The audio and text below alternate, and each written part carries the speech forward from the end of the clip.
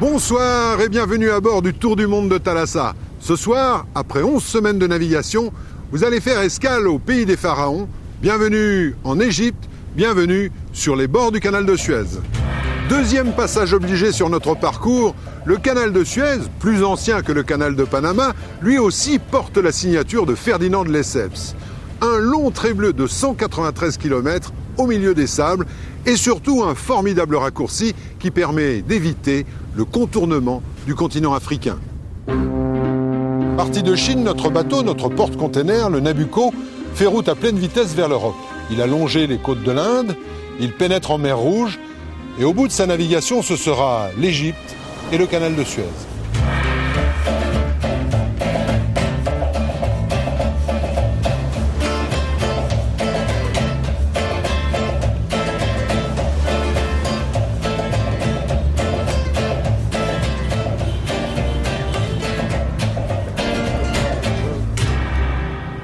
Nous retrouvons tout de suite l'équipage de notre porte-container, le Nabucco. Il est en mer Rouge et c'est l'heure des exercices de sécurité.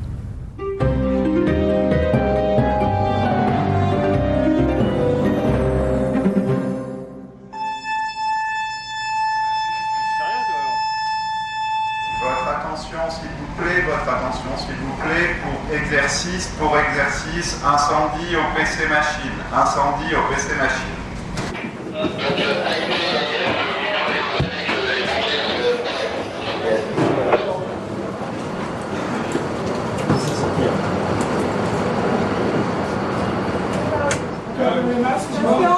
Doit être annoncé.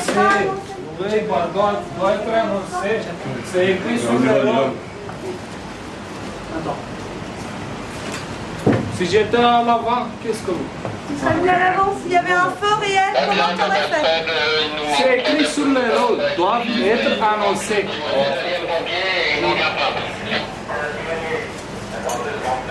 Bosco, pompier numéro 1, il est prêt?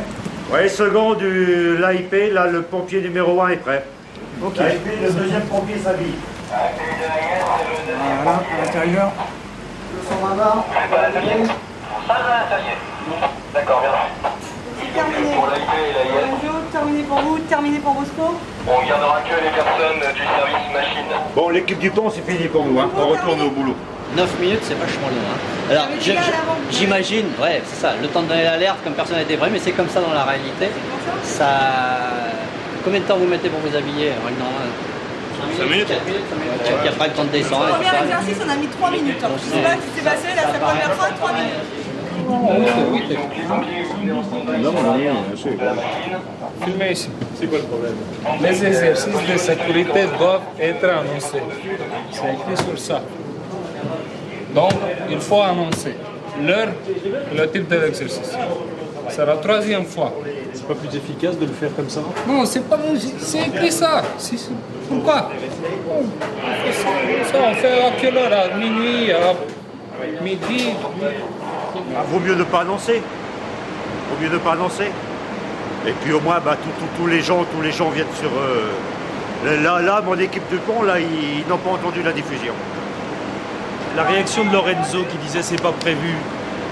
C'est parce qu'il était de repos. Il était à faire sa sieste et puis... Voilà. Le cuisinier aussi était de repos, puis il était sur place de suite. Marie a déjà été confrontée à un accident très grave. Tu regardes, c'est marqué, les exercices de sécurité doivent être annoncés et sont précédés de l'alarme générale. Donc précédé, il y a eu l'alarme générale, et 2, c'est annoncé pour dire que c'est un exercice et pas un feu réel. C'est pas prévenir la veille. C'est pas prévenir la veille. Il y a des questions, sinon comment voulez-vous savoir que votre système il fonctionnera et que vos équipes seront prêtes à temps? Ces exercices, pour elle, sont d'autant plus importants qu'ils reflètent une réalité. Je m'embête un peu en ce moment, et toi, qu'est-ce que tu deviens? Depuis qu'on s'est vu au printemps dernier, j'ai enchaîné les contrats, j'en peux plus. Je me suis engueulé avec les gens de la compagnie, mais là ça va mieux maintenant. Ouais, ce n'est pas évident de changer de bateau. Ça prend toujours du temps de s'habituer aux nouveaux équipages. Moi, je vais essayer de rester avec cette compagnie. C'est un peu moi qui fixe les règles ici. Ouais, j'ai appris que ça marche pour toi. On m'a dit que tu t'es acheté une nouvelle maison et que tu t'es installé à la campagne. Oui, mais je n'ai pas encore déménagé. On n'a pas encore terminé la construction. Profites-en bien de cette maison. Profites-en toute ta vie. Et toi, sache que tu disposes désormais d'une maison de vacances si tu le souhaites.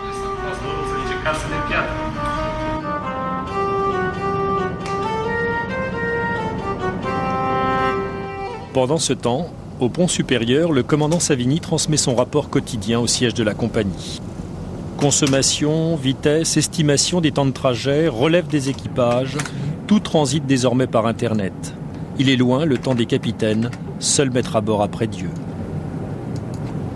Quand j'ai commencé à naviguer il y a plus de 30, presque 35 ans, le commandant, lui, se contentait au départ d'envoyer son message en disant j'arrive de l'autre côté tel jour, et puis voilà. Et puis entre-temps, rien ne se passait, quoi. Tandis que maintenant, là, on est constamment en relation avec la terre, avec la ligne, avec le commercial, pour pouvoir optimiser au maximum et puis surveiller effectivement la bonne marche du navire. Parce que bon, c'est important, parce que maintenant, compte tenu du coût journalier d'un navire comme celui-ci, qui est d'ordre de 45 000 $ au jour, il est évident qu'on ne peut pas se permettre de perdre du temps. De son côté, le Bosco prépare le passage du canal de Suez. Qu'est-ce que vous faites là, Bosco ? Ben là, je prépare les cabines, c'est les cabines des canotiers ici. Il y a 2 canotiers qui vont embarquer. Et là, je vais démonter le téléphone et puis enlever tout ce qui est susceptible d'être volé, quoi. Pourquoi ? Bah, c'est comme ça, eux autres, ils volent. Ah ouais, c'est... Vous avez eu des mauvaises surprises au voyage précédent ? Non, parce qu'on avait pris les mêmes précautions, donc tout s'est bien passé. Cette préparation pour arriver en Suisse, il faut ramasser tous les bouées courants. Voilà.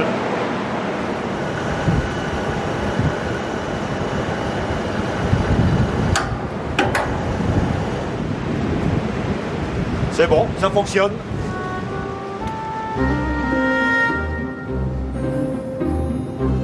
Nous arrivons dans le détroit de Bab el-Mandeb.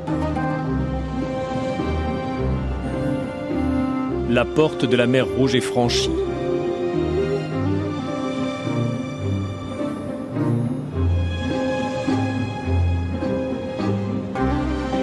Bientôt, l'Égypte sur les 2 rives dans le golfe de Suez.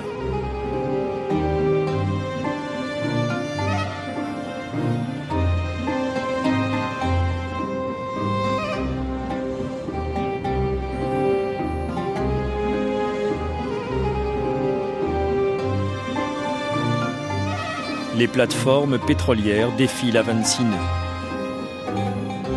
Le temps presse, car l'heure d'arrivée prévue à l'entrée du canal de Suez est fixée à minuit.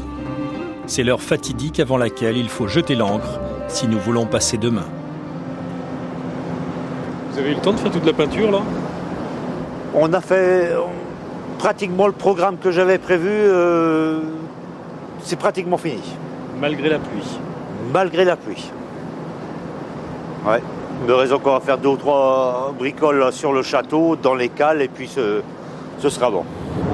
Ouais, bien reçu, mouille! C'est là! Il est 22h. Après 11 jours de mer, nous arrivons avec moins de 2 heures d'avance sur l'horaire prévu.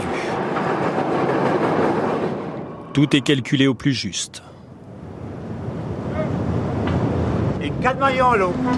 Ce soir, 7 porte-containers géants attendent de passer le canal de Suez.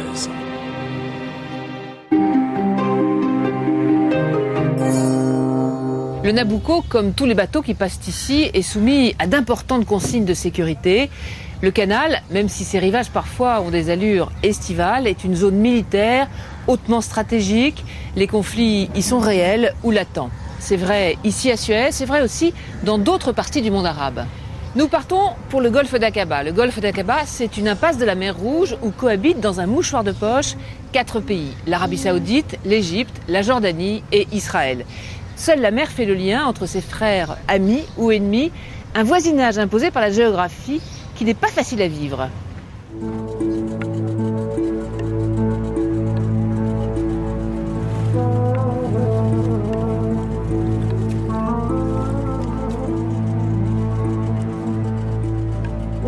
Shihab, le pêcheur jordanien, et Shimshon, l'ancien pêcheur israélien, ne se connaissent pas. Ils ne se sont jamais croisés malgré la paix et l'étroitesse des lieux. Ils vivent au fond du golfe d'Aqaba, un endroit où la géographie se mêle à la politique. Tu vois là, c'est Israël. Un peu plus loin, la frontière égyptienne. Il y a un bateau de la patrouille israélienne et juste en face, un bateau de la patrouille égyptienne. Exactement de l'autre côté, il y a la frontière entre la Jordanie et l'Arabie Saoudite. En général, c'est une zone calme. Personne ne fait la guerre, personne ne la veut, personne n'arrête de civils. Et si jamais quelqu'un traverse la frontière maritime, on le ramène.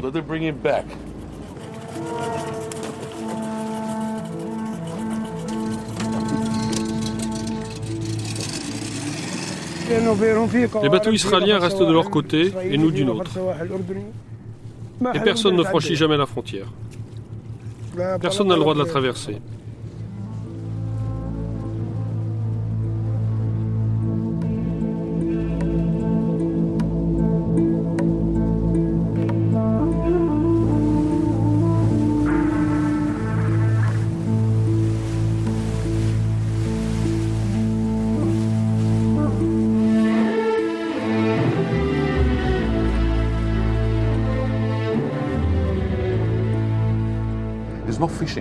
Il n'y a plus de pêche. C'est pour ça qu'il n'y a pas de clash. C'était presque la guerre entre la Suède et la Russie pour un territoire de pêche. Presque la guerre. Pareil pour le Canada et l'Espagne. Mais ici, ce n'est même pas 12 000 d'un pays à l'autre. C'est seulement 3 putains de milles d'un côté à l'autre. Ce n'est même pas une eau territoriale. C'est un passage de navigation. Donc si tu fais une erreur, tu pêches en Égypte. Tu fais 15 mètres, tu pêches en Arabie Saoudite. Donc personne ne te laisse faire. Parce que tu rentres dans les eaux jordaniennes, égyptiennes ou les eaux saoudiennes. C'est pour ça que ça vaut plus le coup de pêcher ici.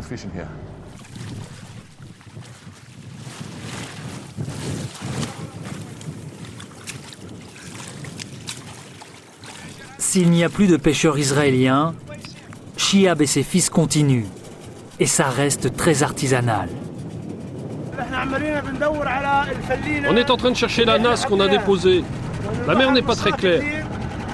On est obligé de la chercher à plusieurs endroits. Shihab et ses fils font partie de ces 300 à 400 familles jordaniennes qui vivotent de la pêche. Au fil des années, leur zone est devenue très restreinte et désormais, ils ne sont jamais bien loin du port et du quai où l'on charge le phosphate sur les cargos. La pêche n'est que trop rarement miraculeuse. Souvent, Shihab doit se contenter de peu. Tu es content de ce que tu as pêché? C'est pas nous qui décidons. C'est Dieu. Parfois on prend 5 poissons, parfois 1, parfois 10, parfois aucun. Tout dépend de Dieu.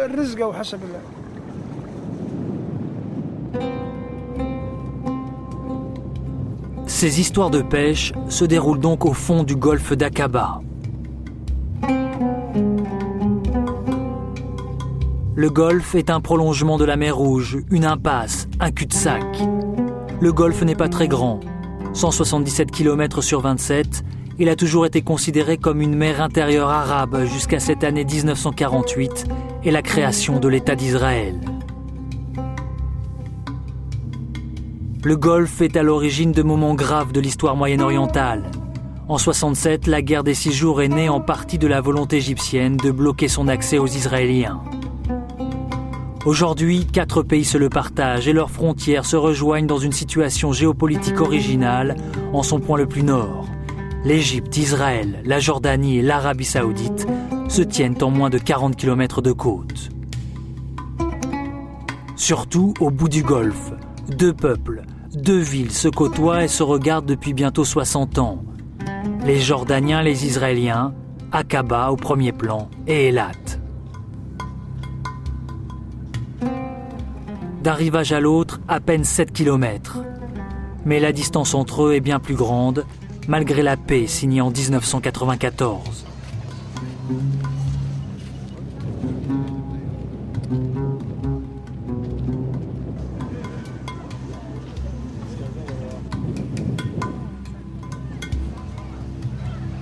Non, on n'a jamais été en Jordanie.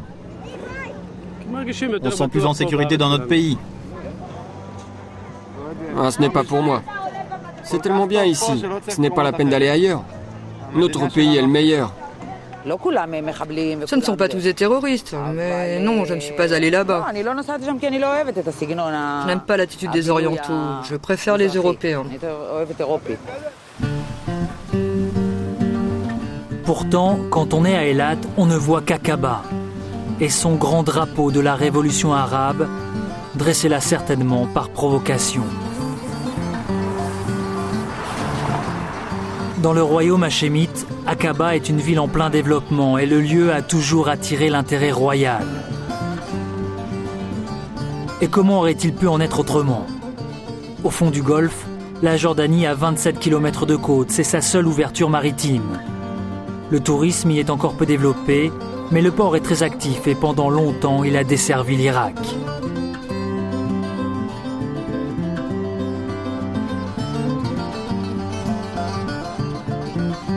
Évidemment, d'Aqaba, on ne voit qu'Eilat, une terre presque inaccessible lorsqu'on est de ce côté du Golfe.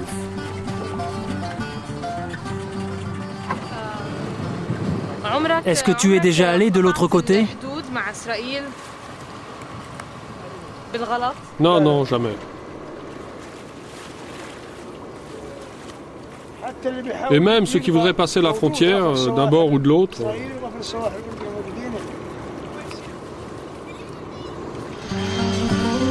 Eilat est la station balnéaire israélienne où l'on essaie d'oublier la situation politique nationale. La côte est encore plus petite que la jordanienne, 12 km. Et les plages se glissent là où elles peuvent, au pied des grands ensembles touristiques, le long de la route, à côté de la base militaire d'où partent toutes les patrouilles.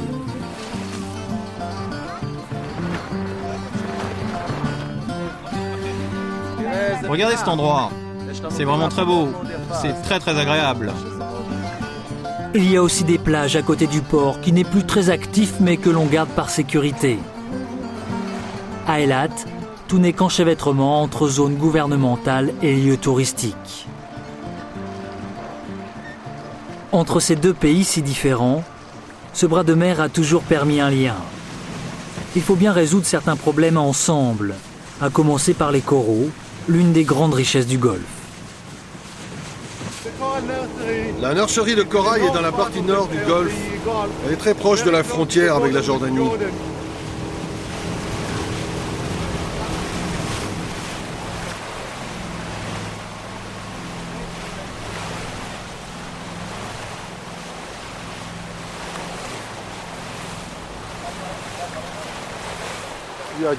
Nous sommes juste à la frontière entre Israël et la Jordanie. Là, c'est le poste militaire israélien. Il y a un petit barbelé, juste ici. Et immédiatement après, c'est la Jordanie. Le professeur Nadav Shechar plonge régulièrement sur la frontière. Ce n'est pas tant la situation géographique qui l'intéresse que la présence d'une forte teneur en nutriments due à une ferme aquacole toute proche. Car le professeur et ses collègues mènent des expériences étonnantes en matière de repeuplement corallien. Et tout part de la nurserie.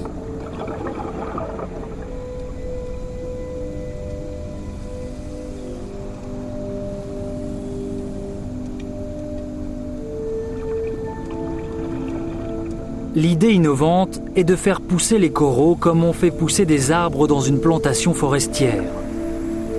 Ils grandissent dans cette nurserie avant d'être implantés sur des récifs artificiels en béton.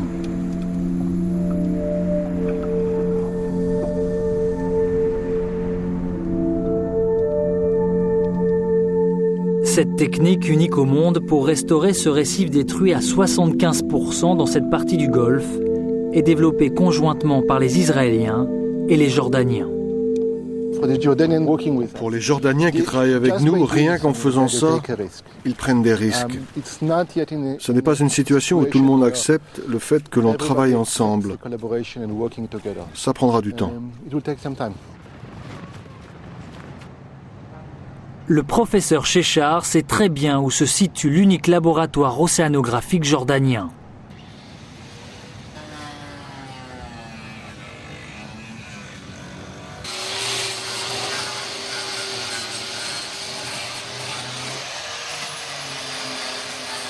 Il s'y rend parfois pour visiter son homologue, le professeur Rouhani, et comparer l'avancée de leurs expériences.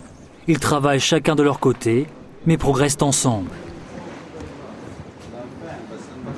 C'est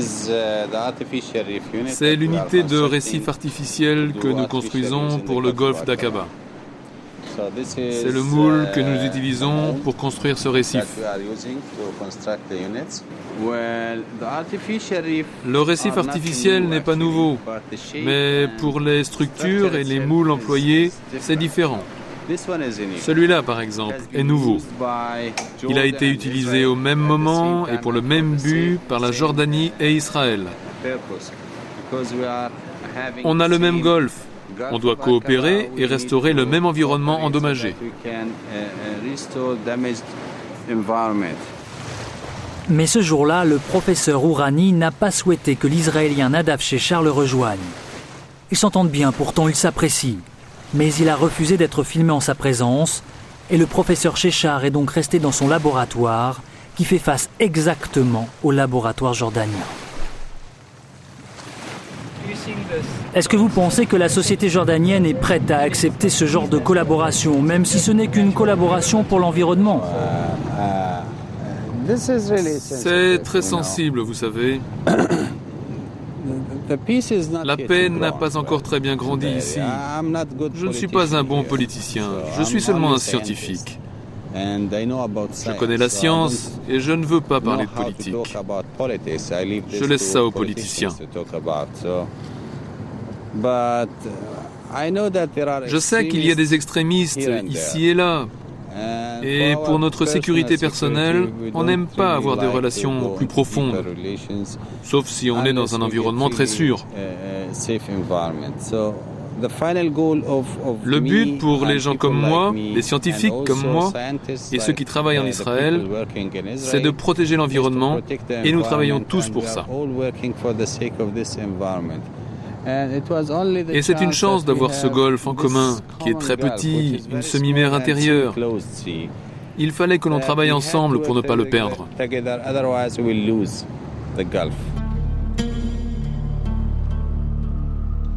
Et même si cela concerne simplement la protection du golfe, il n'est donc pas facile de se montrer au grand jour avec un Israélien dans un pays où les personnes d'origine palestinienne représentent 65% de la population.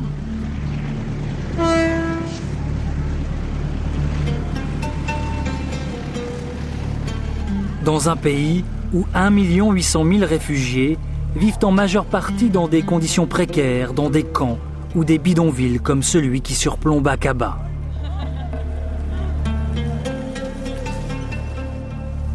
Pourtant, des gens collaborent autour du golfe, que ce soit pour la protection environnementale ou tout simplement pour les affaires. Mais ces relations sont sujettes aux événements qui se passent entre Israël et les territoires palestiniens.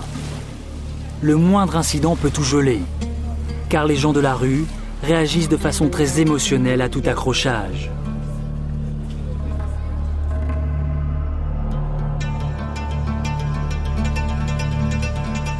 Et il suffit de se rendre au bar des pêcheurs pour saisir l'ampleur du ressentiment. Au fond brillent les lumières d'Eilat.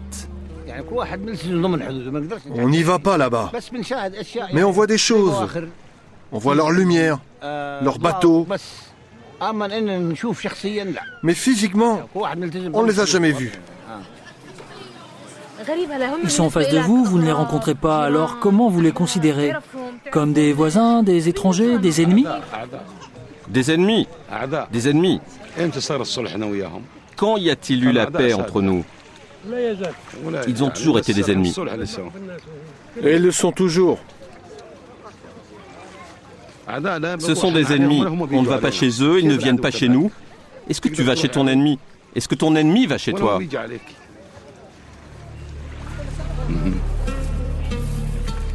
Au mieux, il y a une forme d'indifférence.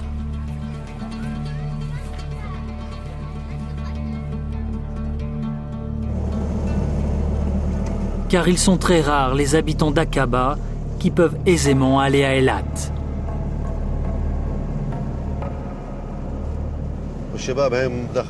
Tu vois les voitures là-bas? Les camions qui transportent du fer. Les jeunes ouvriers. On va les rejoindre. Là-bas, bien sûr, c'est le premier barrage de contrôle obligatoire. On leur montre nos permis de travail et après on va devoir passer par un deuxième barrage.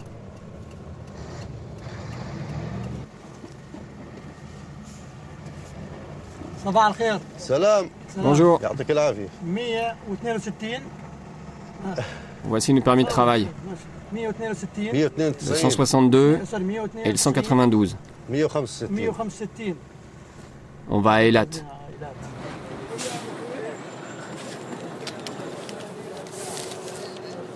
Avo et son frère font partie de ces quelques Jordaniens Aqaba, triés sur le volet, qui se rendent fréquemment de l'autre côté. Tous les matins, à 6h30, ils ont rendez-vous au passage frontière, qui n'est alors ouvert que pour eux. Nous sommes environ 200 personnes qui traversons la frontière tous les matins pour travailler à Eilat. Pourquoi? Je ne sais pas. C'est sûrement parce qu'Israël a besoin de main-d'œuvre.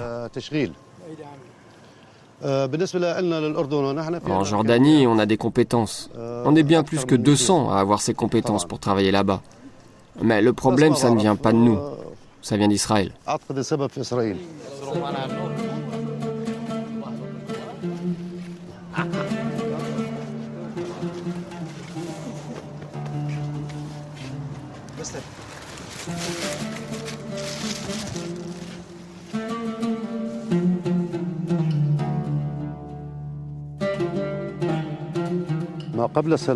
Avant la paix, c'était difficile, bien sûr. C'était très difficile de traverser la frontière.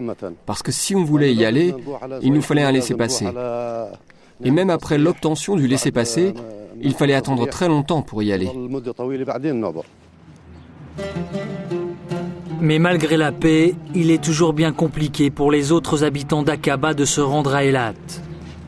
Il leur faut obtenir un visa et aller le chercher à Amman, à 450 km.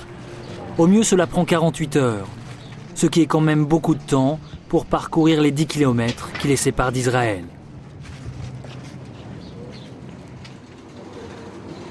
Pour Avo et son frère, pour les 200 ouvriers jordaniens, les contrôles quotidiens, les relevés biométriques sans cesse renouvelés ne sont donc pas grand-chose au regard des bénéfices qu'ils en tirent. Les salaires sont bons. On gagne bien notre vie. Vous savez, moi et mon frère, on travaille depuis 2 ans. Et on a construit ensemble une nouvelle maison à Aqaba. C'est une grande chance pour nous de travailler en Israël et de gagner cet argent. Tu sais, si tu peux construire une grosse maison en 2 ans, ça veut dire que c'est un bon business.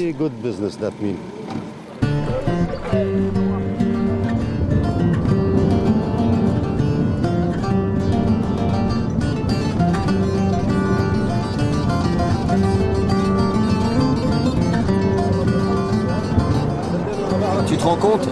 Maintenant, je connais mieux les rues d'Eilat que celles d'Aqaba. Mais ces rues à lui ne mènent qu'au chantier.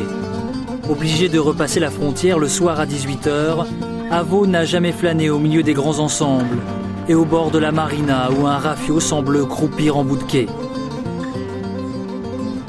C'est ici qu'habite Shimshon, le pêcheur qui ne pêche plus. Shimshon connaît bien ses voisins. Il parle l'arabe et va parfois chez eux, car pour un Israélien, ce n'est pas un problème d'aller de l'autre côté. C'est injuste, il le sait, mais la réalité ne laisse guère d'autre choix. Les Jordaniens peuvent venir ici, mais Israël, mon peuple, n'arrête pas de les emmerder quand ils veulent venir ici.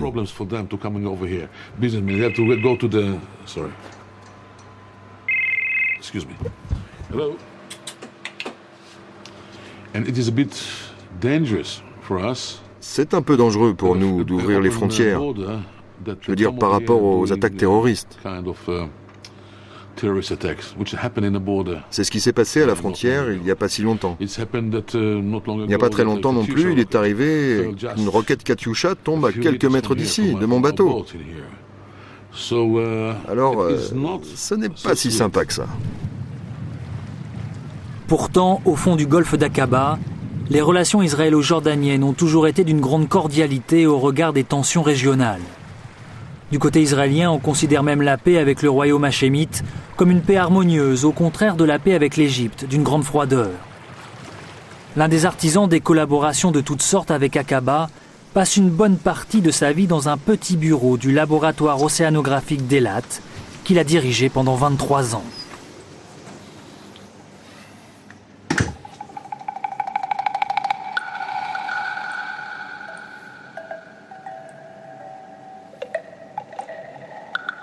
Ce bureau est aussi celui du consulat de France.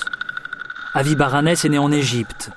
Il a fui avec sa famille vers Marseille au moment de la nationalisation du canal de Suez, avant de se retrouver bien plus tard à Eilat par amour des requins de la mer Rouge. Il est un scientifique doublé surtout d'un fin diplomate, très au fait des relations entre les deux rives et entre les deux villes.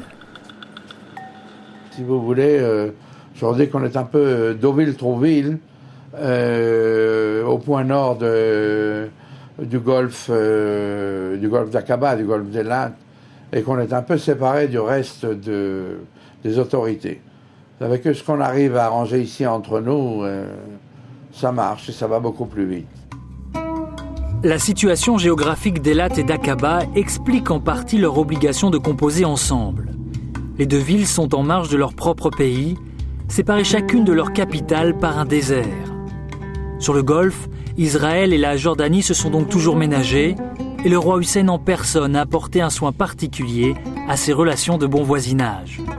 On connaissait tous son bateau blanc, son yacht blanc, il partait en croisière, et très souvent quand nous partions en bateau, nous faire des échantillonnages d'eau, de poissons, il s'arrêtait. Il nous parlait en anglais, qu'est-ce que vous faites et tout ça, des années avant la signature de la paix. Il ne faut pas oublier qu'ici, ça a toujours été, je dirais, une oasis de paix, ou alors plus véritablement un oasis de non-guerre.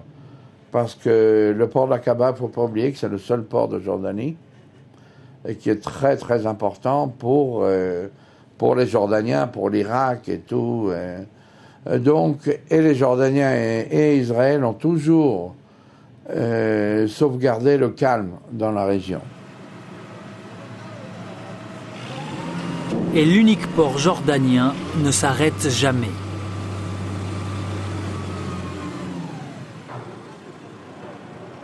Il est l'un des poumons du pays.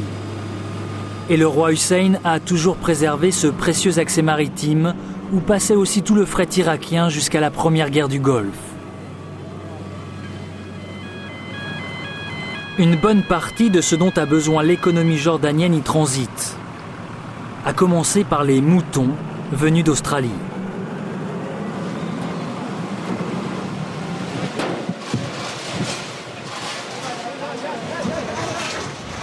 Le port est de loin le plus gros employeur de la ville. Il n'est donc pas étonnant d'y retrouver Shihab, qui quasiment comme tous les autres pêcheurs d'Aqaba y gagne un complément de salaire.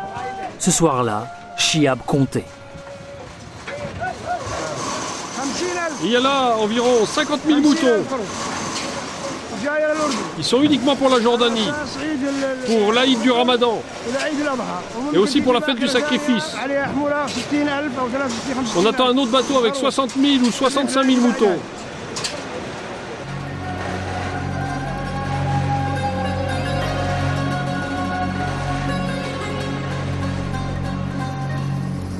Aqaba justifie toutes les attentions royales, à tel point que le roi Abdallah, fils et successeur du roi Hussein, a fait de l'endroit une zone franche, sorte de province autonome au sein même de la Jordanie.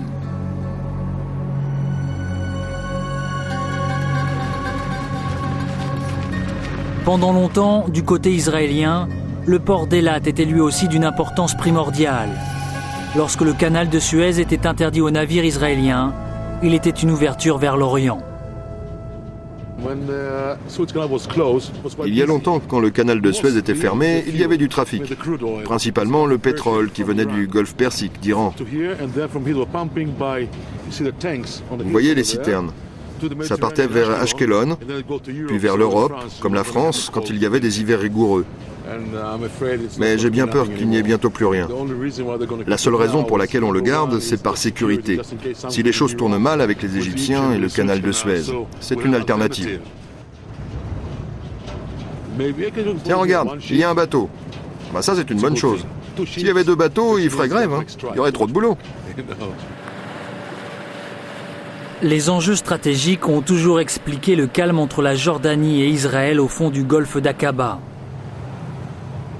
Il n'en reste pas moins que l'histoire de ces hommes reste marquée par la violence et qu'il faut une bonne dose d'humanité pour la dépasser.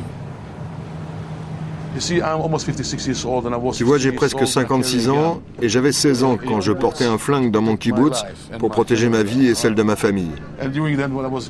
Puis j'ai rejoint l'armée et il y avait une guerre et une autre guerre et encore une autre guerre. J'étais fatigué de ça.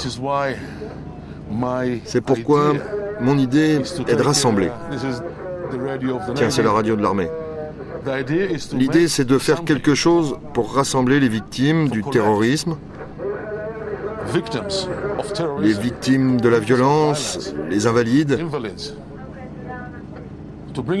qu'ils soient jordaniens et israéliens, de les rassembler sur ce bateau et de les emmener plonger, de leur montrer les bons côtés d'Israël, le calme et la paix. Aujourd'hui, le rapprochement entre les rives passe donc par les hommes de bonne volonté. Mais encore faudrait-il qu'ils puissent se rencontrer. En 35 ans, une seule fois, Shimshon a croisé un Jordanien sur les eaux du Golfe. Un pêcheur qui n'avait plus d'essence et qui dérivait. Ici, la proximité n'est toujours qu'un constat géographique. On se côtoie encore sans se fréquenter, on cohabite sans se connaître. Le rapprochement va prendre du temps.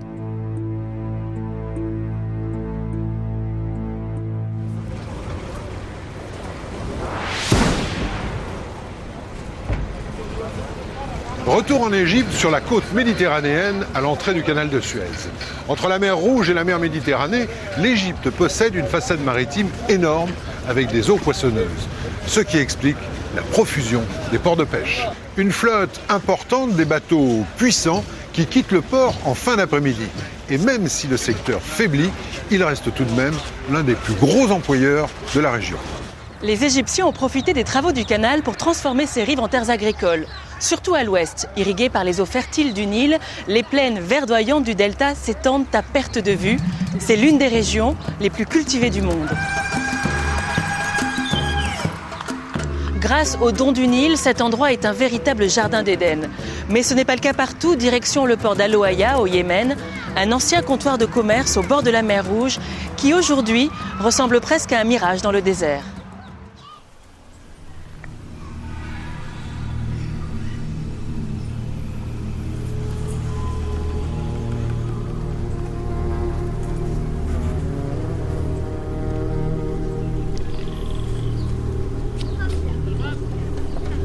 Quelque part à l'extrémité occidentale du Yémen, entre mer Rouge et sable du désert, se niche un port oublié de tous, Al-Loaya. Dans ce village reculé où tout semble s'être endormi vivent quelques milliers d'âmes.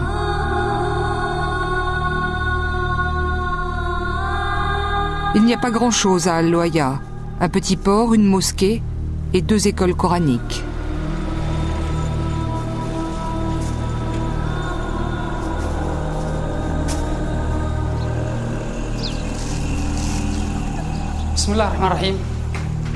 Au nom de Dieu, le miséricordieux. Le cours d'aujourd'hui tournera autour du thème Histoire et ville. Et la ville qui nous intéresse aujourd'hui, et que vous connaissez bien, c'est la ville d'Al-Loaya.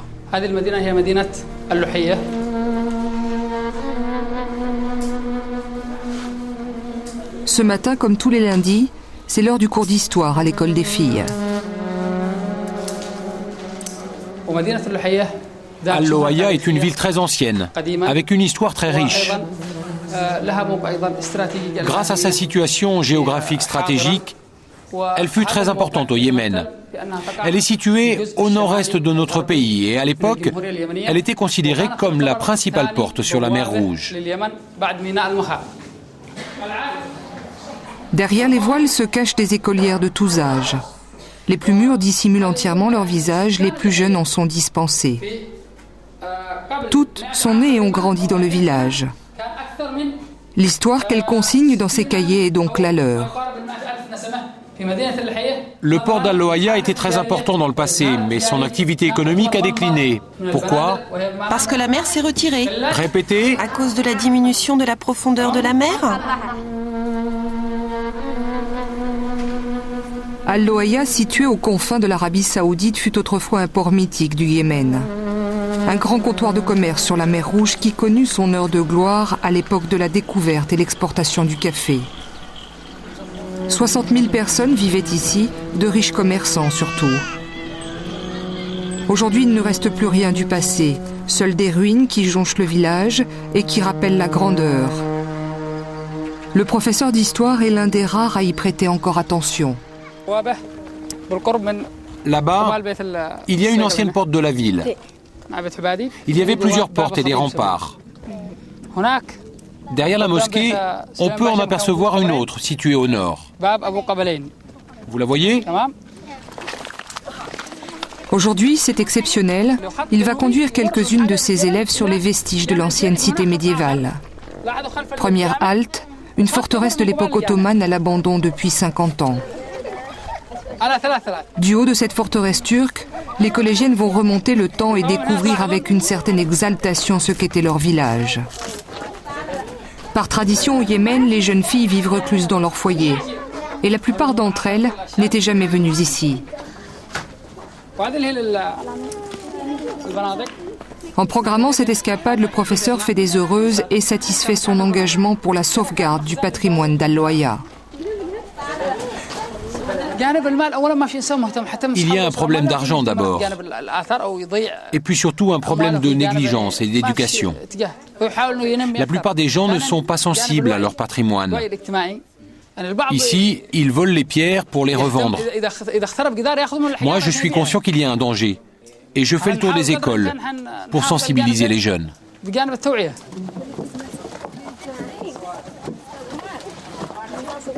Pour poursuivre son cours, M. Omar décide d'emmener ses élèves vers la grande mosquée blanche. C'est la plus ancienne d'Al-Loaya, elle aurait presque 1500 ans et était à l'époque un haut lieu de l'islam. Aujourd'hui, son accès est exclusivement réservé aux hommes qui viennent y prier. Pour la bonne cause, M. Omar décide donc de faire une entorse à la tradition. Il veut absolument faire découvrir à ces jeunes filles cet endroit miraculeusement préservé des destructions. Si personne ne s'occupe des monuments historiques ici, c'est parce qu'ils appartiennent à l'État. Les particuliers n'ont pas le droit de financer la restauration des bâtiments de l'État. Pour la mosquée, c'est différent. Elle appartient à tout le monde. Et les gens donnent plus facilement pour sa restauration. On touche à la corde sensible chez les gens, la religion.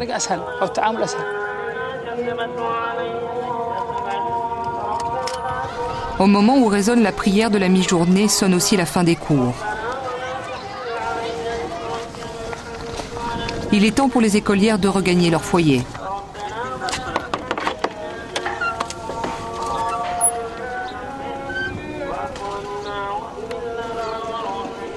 À cette heure, la plus chaude de la journée, il n'y a que du côté du port qu'on trouve encore un peu d'activité. Après une matinée de mer, c'est le retour des derniers pêcheurs du village. La pêche artisanale est la seule véritable occupation des hommes d'Al-Loaya.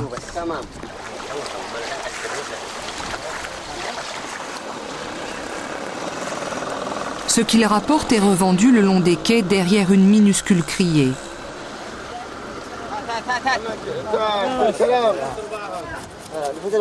C'est ici que se tient tous les jours le petit marché. On n'y voit pas de femmes, l'accès leur est interdit.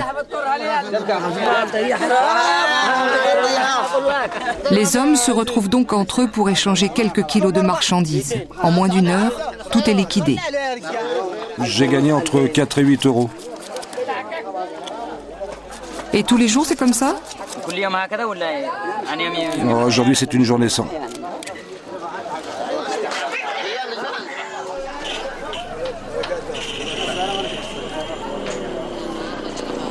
Dans Al-Loaya, devenue sale et poussiéreuse, toute activité commerciale a disparu, les bateaux n'arrivent plus.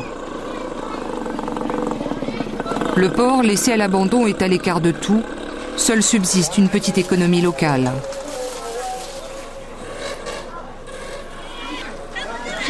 Aujourd'hui, ceux qui peuvent fuient la pauvreté et les ruines du village. Les autres, comme Monsieur Omar, entretiennent un embryon de vie.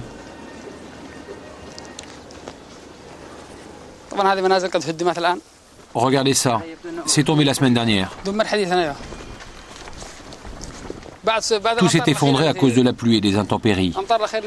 Ici, le temps détruit tout.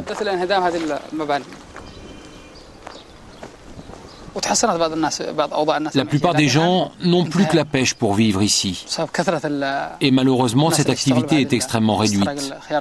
En fait, après le départ des commerçants, l'économie s'est éteinte lentement. Je dirais même qu'aujourd'hui, l'économie est totalement morte.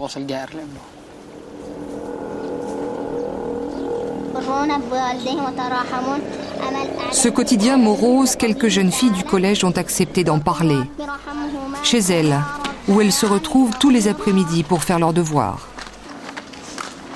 Réunies à l'intérieur du patio de la maison, un endroit réservé aux invités, elles révisent une leçon de la journée, éducation religieuse, et récitent par cœur un verset du Coran. Il est interdit de se révolter contre ses parents, interdit de les insulter.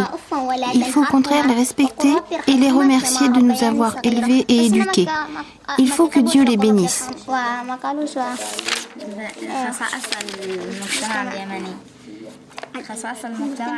Ces écolières ont entre 12 et 15 ans. Toutes ont des rêves, mais leur avenir déjà tout tracé n'offre guère de perspective. Mon souhait, c'est d'intégrer une école d'informatique. Mais ma situation ne me le permet pas.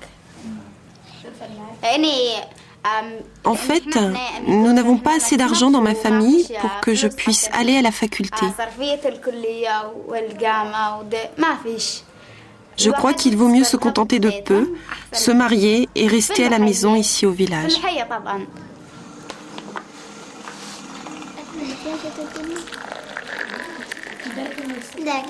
On se voit tous les jours dans la même maison et on révise. Après les cours, on étudie et on fait le ménage, la cuisine. On balaie? Oui, on balaie.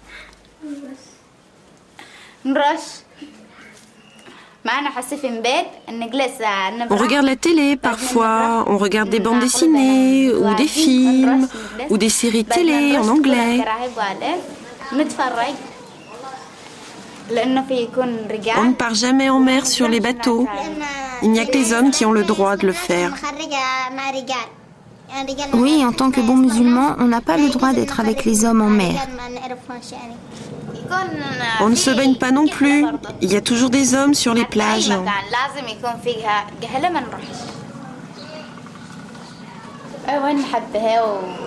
On aimerait se baigner, mais on ne peut pas le faire.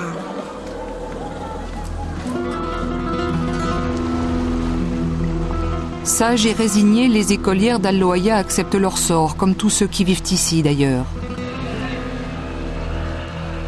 Dans cet ancien comptoir à l'abandon depuis près d'un demi-siècle, l'espoir de voir revenir la vie, d'assister à une relance de l'activité est bien mince. Le port ensablé gît au milieu de ses souvenirs et disparaît dans l'indifférence.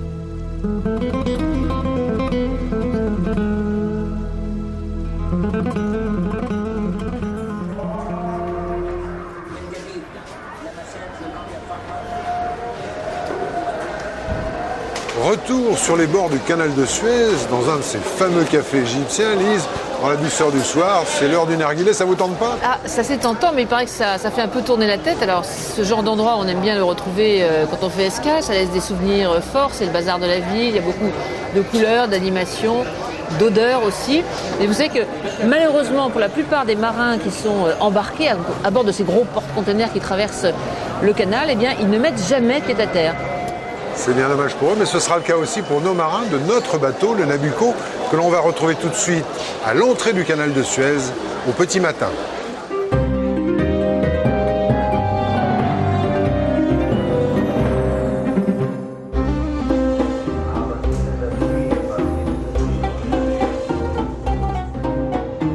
Il est 6 heures du matin à l'entrée sud du canal de Suez. Le commandant Savigny vient de prendre place en passerelle. Bakshish, c'est la plaie d'Égypte. On lit ça dans tous les guides touristiques. Nous attendons de savoir quelle sera notre position dans le convoi. Une vedette rapide distribue les pilotes à la va-vite. Un seul pour le Nabucco. Ce sera Mohamed Kahil qui travaille sur le canal depuis sa réouverture en 1975.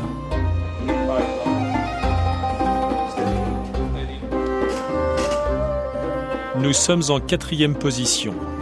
Les plus gros bateaux sont souvent les premiers. La télécommande ne marche pas très bien.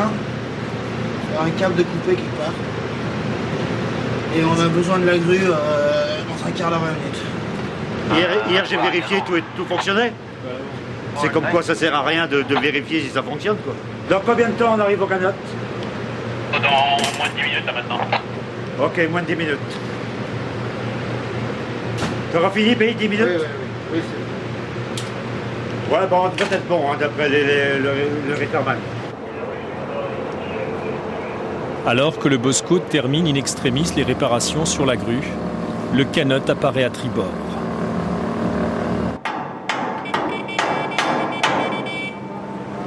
Ce qu'on appelle les canotiers, ce sont en fait 2 lamaneurs et un électricien égyptien qu'il faut obligatoirement embarquer pour le cas où le bateau aurait une avarie.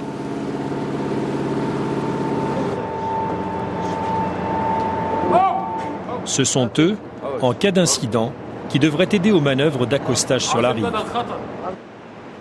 Embarqués, nourris et logés, ils disposent d'une cabine spéciale sur le pont. Demain matin, on retourne à Suez. On revient sur un autre bateau. Et puis, depuis Suez, demain, on repart à nouveau. Tout le temps le même voyage. Oui, monter, descendre, dans un sens, dans l'autre, monter, descendre, monter, redescendre. Les canotiers profitent de la traversée pour se reposer.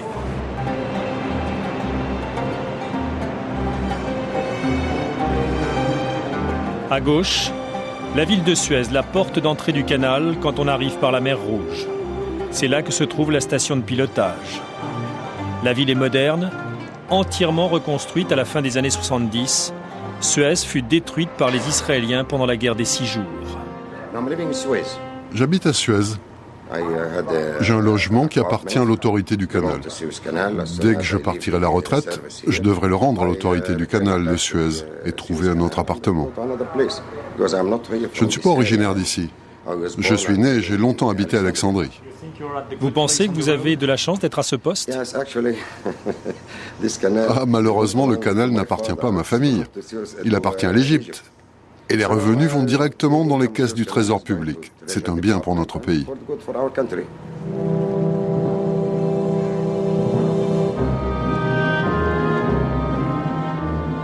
Les revenus du canal battent des records ces dernières années. Plus de 3 milliards d'euros en 2006, avec une croissance des recettes de plus de 12% par an. L'Égypte se frotte les mains. L'explosion du commerce avec l'Asie, et en particulier avec la Chine, n'a que des bons côtés. On commence à entrer dans la région des champs.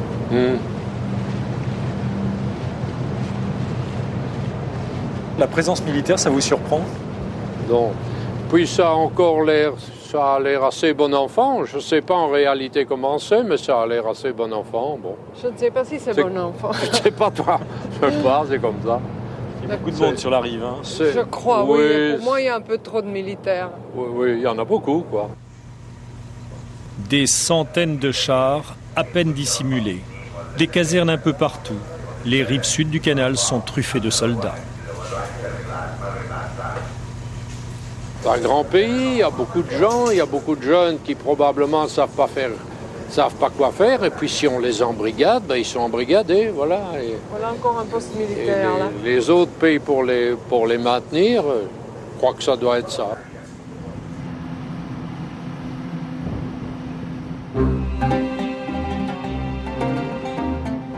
Tous ces ponts mobiles, comme pour faciliter le passage d'une rive à l'autre, rappellent le traumatisme de l'invasion israélienne lors de la guerre des 6 jours en 1967.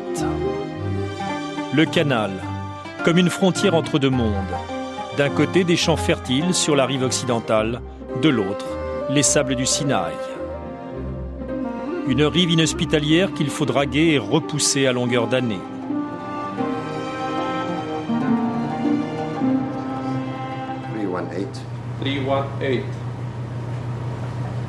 Nous approchons des lacs Amers, l'immense dépression au sud du canal où les bateaux peuvent enfin se croiser.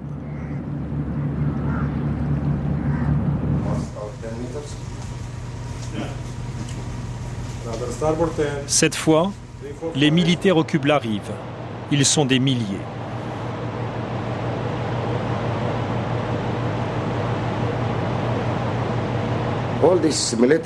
Tous ces postes militaires que vous avez vus appartiennent aux gardes-côtes. Le canal est protégé 24 heures sur 24, et cela de 3 manières. D'abord par des patrouilles maritimes sur des petits bateaux rapides. Deuxièmement, des patrouilles terrestres sur la rive est et la rive ouest. Des deux côtés avec des camions et des voitures. Et troisièmement par des patrouilles à pied, des soldats en armes qui marchent le long du canal. Tout cela permet de protéger le canal contre tout danger, tel qu'un sabotage, des actes de piraterie ou toute autre chose.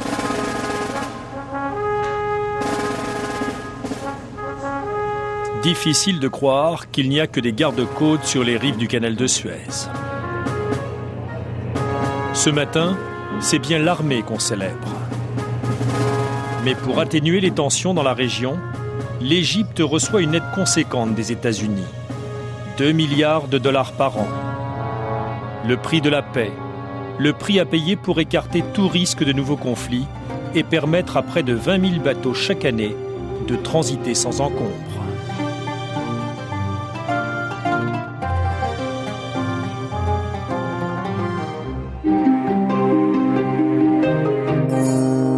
Ce que les marins du Nabucco ne peuvent pas voir depuis leur passerelle, eh bien c'est cette salle. Nous sommes dans le centre de contrôle du trafic de tout le canal de Suez. Regardez ces écrans, ça c'est côté mer Rouge, là-bas c'est la Méditerranée et entre les deux, le tracé du canal. Tous les bateaux sont identifiés et en fait c'est ici la tour de contrôle qui va régler le trafic montant et descendant du canal. Il faut savoir qu'il y a 3 convois par jour, 2 qui viennent du nord de la Méditerranée, 1 qui vient du sud de la mer Rouge. Et il ne faut pas croire non plus que c'est facile de naviguer sur le canal de Suez parce qu'il y a beaucoup de courbes, il faut s'arrêter, il faut se croiser. Captain Yusri, how is the traffic today? Quel est le trafic aujourd'hui? We have 50 ships today. Alors il y a à peu près 50 bateaux aujourd'hui. This is the average, c'est la moyenne, non? The average is 44. So we are close to the average today. Alors ils sont près de l'approche de la moyenne. What is the main problem that you are afraid of? Quel est le problème principal qui vous préoccupe dans le canal? The main problem we have when a tanker ship has a problem and make a pollution, oil pollution in the canal. Alors le problème principal évidemment c'est un pétrolier qui ferait une pollution. Did you ever have such a problem? Not much, maybe once a year. Pas beaucoup, mais quand même une fois par an.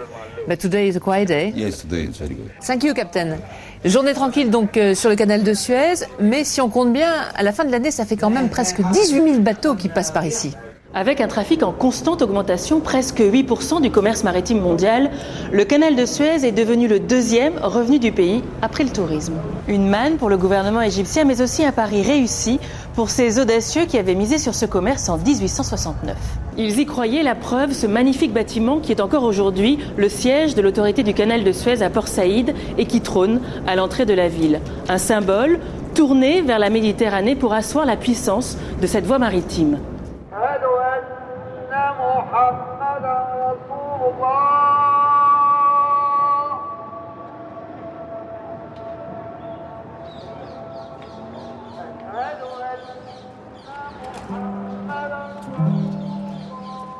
Dina pousse toujours la grille de cette maison avec émotion parce que c'est là qu'il habitait, il y a plus d'un siècle. Avant, pour gravir ces marches, il fallait être ingénieur, diplomate ou financier. Pour être invité dans ces salons, il fallait briller en société. C'était la plus jolie maison de la ville, la plus en vue du quartier français d'Ismaïlia. En attente d'être restaurée, elle est aujourd'hui interdite au public.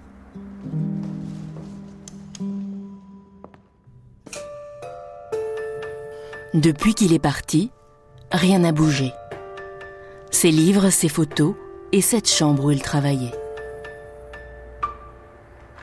Avec, je pense, ses papiers là-bas sur le bureau et son livre, cette chambre est gardée comme il l'a quittée. Ce grand homme a laissé derrière lui tous ses souvenirs et une œuvre qui a changé la face du monde.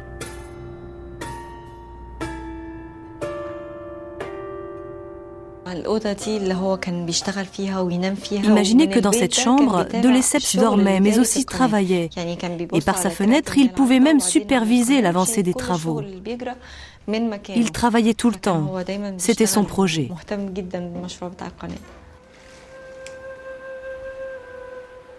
Ferdinand de Lesseps, un visionnaire.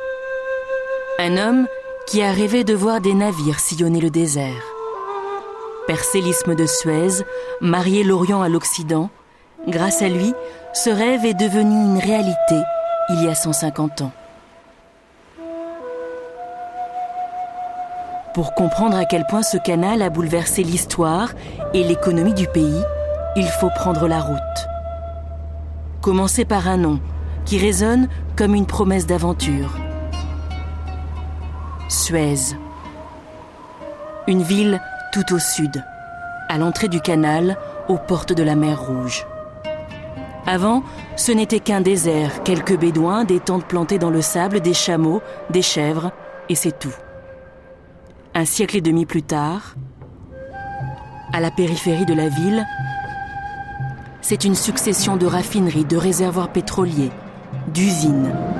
Une ville industrielle qui ne cesse de se développer, repoussant toujours plus loin ses limites.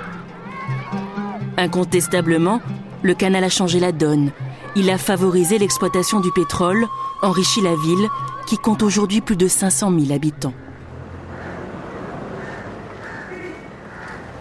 Dans le centre-ville, il reste encore les premières boutiques apparues dès la construction du canal. Des ship-chandlers, comme celui d'Ahmed Gaffar et son fils.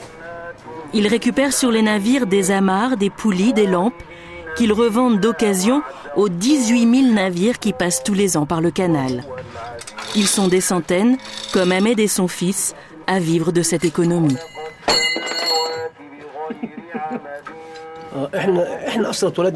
Nous sommes nés ici. Le canal coule dans nos veines. Il existait bien avant ma naissance. Dans ma famille, tout le monde a travaillé pour ou grâce au canal. Le canal, c'est la chair de notre chair. Quand il y a eu la guerre et que j'ai dû m'éloigner d'ici, je ne l'ai pas oublié un seul jour. Pas un seul jour. Pendant la guerre des 6 jours qui a ravagé la ville, Ahmed Gaffar, comme beaucoup d'autres, a dû fuir, quitter sa maison. De cette époque, il reste des immeubles détruits, des traces de balles, des pans de murs effondrés. Après ce conflit, Ahmed a retrouvé les rives de la mer Rouge et un bateau pour travailler. Mais depuis cette époque, le canal est devenu zone sensible. Tiens, regardez, il y a un bateau qui passe là, vous pouvez peut-être le filmer, non ? Ahmed voulait nous montrer son bateau, mais nous serons stoppés par les militaires. Filmer le canal et ses installations est strictement interdit, alors nous reprenons la route.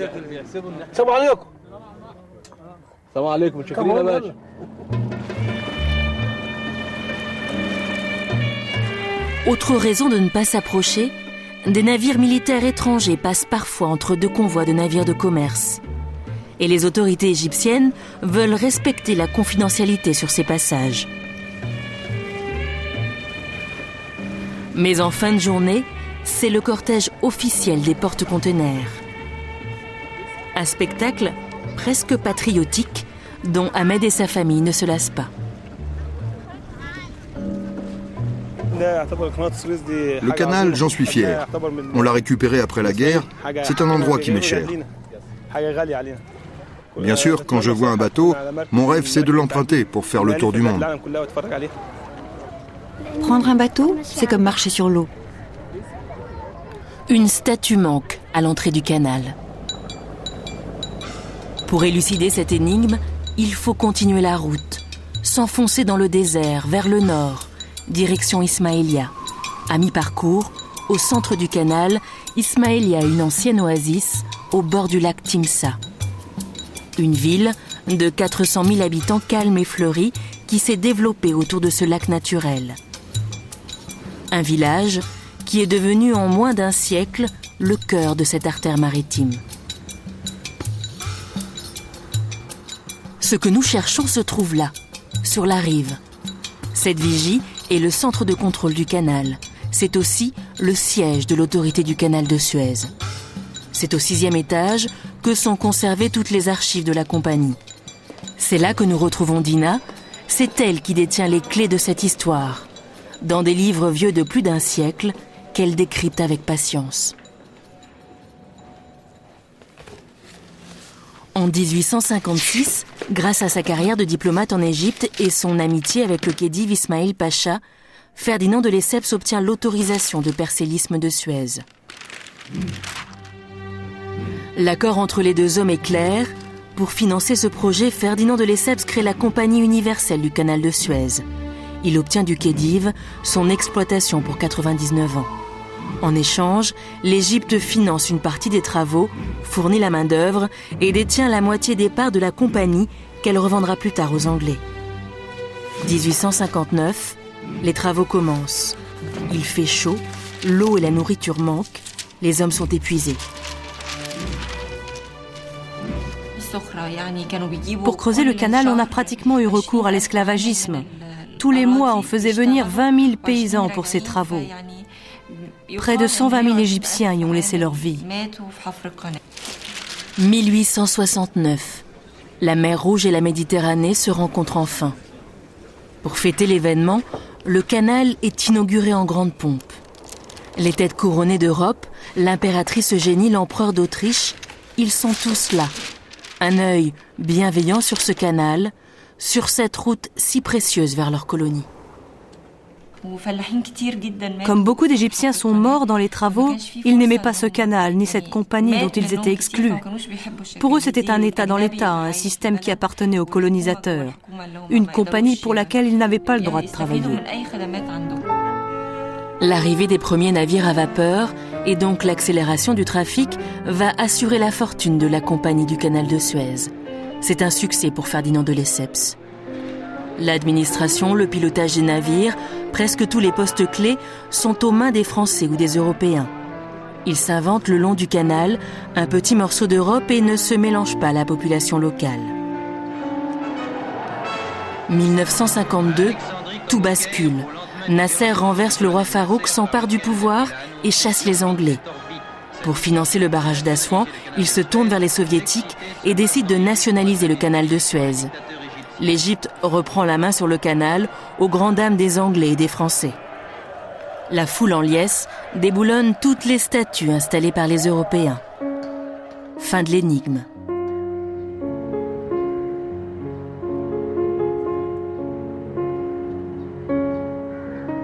« 50 ans plus tard, l'ancien quartier français d'Ismaïlia. Ça, c'était la maison de Claude François quand il était petit. Toute cette zone était française avant ? Ah oui, tout ça c'était français. C'est vraiment tranquille ici. C'est rare de trouver ça. C'est plus calme que dans le centre-ville. Le capitaine Hicham travaille pour la compagnie du canal de Suez depuis plus de 30 ans. Et ça, c'est ma nouvelle maison. Je vais sans doute déménager d'ici 1 à 2 semaines. Quand on a autant d'années de service que le capitaine Hicham, la compagnie vous offre un logement de fonction. Une jolie maison tout de même dans les anciennes habitations des pilotes français. Tous les 7 ans, ils ont le droit de déménager pour une maison plus grande et plus confortable. Ce quartier est réservé aux pilotes. Les jours de brouillard, on peut entendre la sirène des navires. On peut se réveiller avec elle. Le canal est juste derrière, mais là il est caché par les arbres, désolé.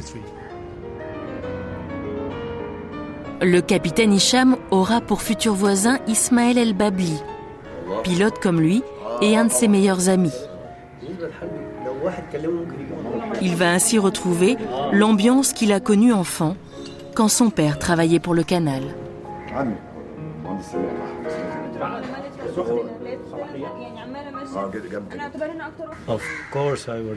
Bien sûr, je me souviens. Je pense qu'ici, avant, c'était exactement comme en France.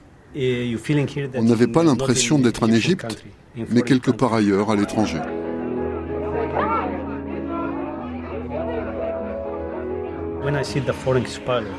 Quand je voyais les pilotes étrangers, avec leur fière allure, leurs vêtements, leur façon de se comporter, leur bonne manière, tout ce qu'ils étaient, je voulais être comme eux. Ils étaient très respectés. Ils avaient une vie formidable avant. C'était le top en Égypte. Après que les pilotes français aient quitté le canal de Suez, ma mère m'a dit qu'elle s'était mise à espérer, à rêver qu'un jour un de ses fils soit pilote. C'est un secret qu'elle m'a avoué seulement il y a quelques mois, sur son lit de mort. Inji est la fille du capitaine El Babli. Elle est vice-championne d'Égypte d'équitation, un sport qu'elle pratique dans un club du canal, sur des chevaux qui ont été achetés par la compagnie.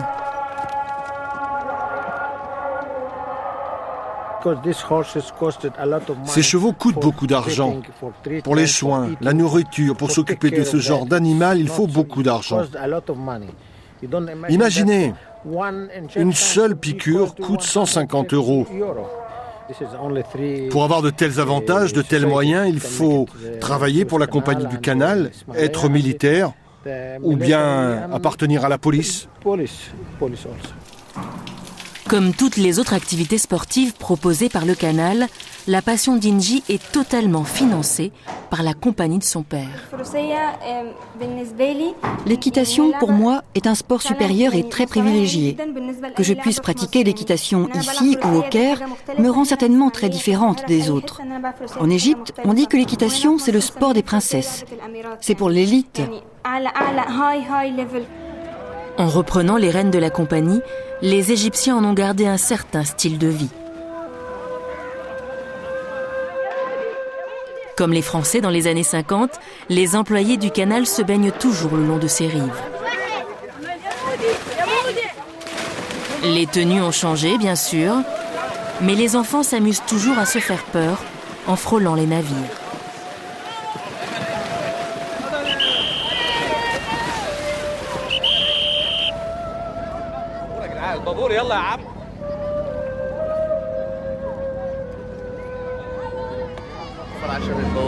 Je siffle parce qu'il y a un bateau qui passe et les baigneurs sont en plein milieu. Si je fais pas attention, ils traversent.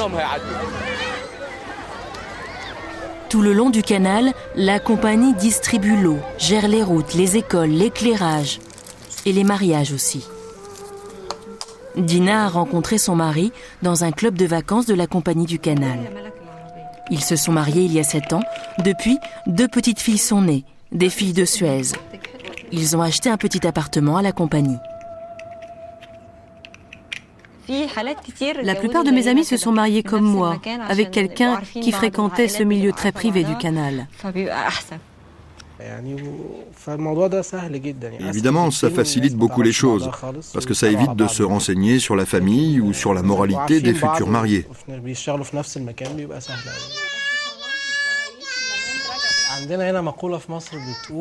Ici, en Égypte, tout le monde dit que la compagnie du canal de Suez est un État dans l'État. C'est certainement vrai, parce que cette compagnie est un projet gigantesque qui rapporte à l'État des revenus considérables. Un État dans l'État, comme avant finalement. Mais une poudrière aussi. L'Égypte, les territoires palestiniens, Israël à deux pas, la Jordanie, la Syrie, tout explose en 1967.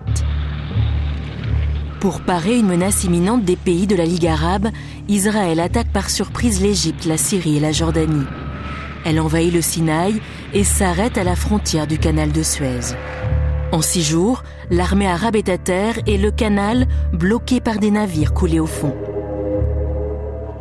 C'est l'impasse jusqu'à l'arrivée au pouvoir d'Anwar el-Sadat. Il accepte les négociations avec la communauté internationale, Israël se retire du Sinaï et après 2 ans de travaux, le canal reprend du service en 1975. Depuis ce conflit, cet endroit stratégique est surveillé en permanence par les militaires.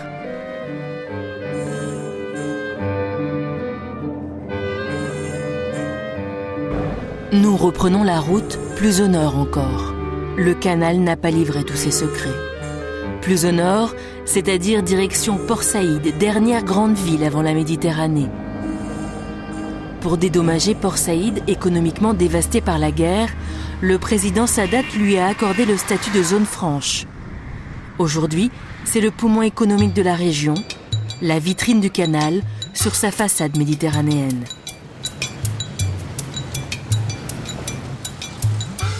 Port Saïd, une ville réputée pour ses mouvements islamistes. Ici, nous ne pourrons pas faire un pas sans être escortés par la police. En face de Port Saïd, de l'autre côté du canal, Port Fouad. 7 heures du matin, 4000 ouvriers bien surveillés franchissent les portes de cet immense chantier naval qui appartient à la compagnie du canal de Suez. C'est l'un des premiers employeurs de la ville, la clé de voûte du système. Dans ces locaux laissés par les Français, ces ouvriers sont capables de construire, réparer et entretenir toute la flotte. Pas question de sous-traiter, il faut maîtriser toute la chaîne. Azem est un jeune ingénieur de 29 ans qui a fait ses études à l'étranger. On peut tout faire ici, découper, souder, fraiser. On peut aussi faire des choses qui n'ont jamais été faites avant, des opérations très sophistiquées avec cette machine. Et en permanence, on réactualise notre parc d'outillage en fonction de la demande et des besoins. Après cet employé modèle, nous aurons le droit de rencontrer un autre ouvrier, irréprochable. De l'autre côté du chantier, après les ferries, les canots et les pilotines en réparation, voici une nouvelle génération de remorqueurs plus performants pour affronter le sable du canal. C'est ici que travaille Mohamed. En 35 ans, il a vu les chantiers devenir une véritable machine. Nos questions ont été soumises à la direction. La réponse est sans surprise. À l'époque, ici, on ne faisait que de la maintenance pour les bateaux de la compagnie. Il n'y avait pas tous ces équipements que vous voyez aujourd'hui. Maintenant, regardez ce que l'on construit grâce à la compétence de nos ingénieurs, qui sont très compétents, et aussi à l'extrême compétence de nos ouvriers.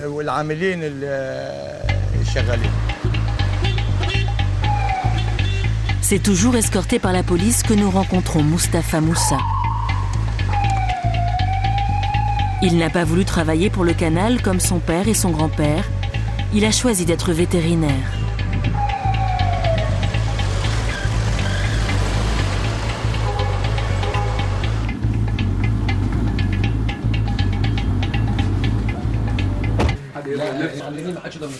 Quand il a du temps, Mustapha va aider son fils, propriétaire de 2 magasins de peinture, un secteur qui se porte bien.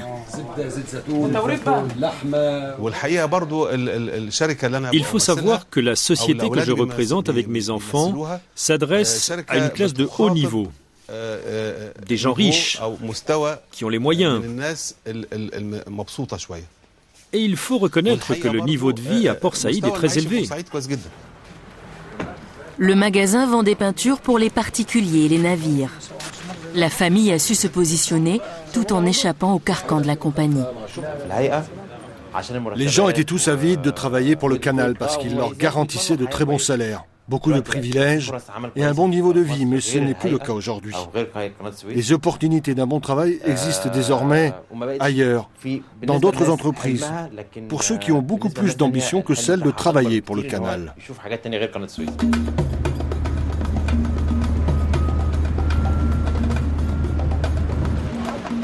Mustapha a connu l'époque française, celle où l'on ne se mélangeait pas. Une époque où les Égyptiens restaient à l'écart des Européens.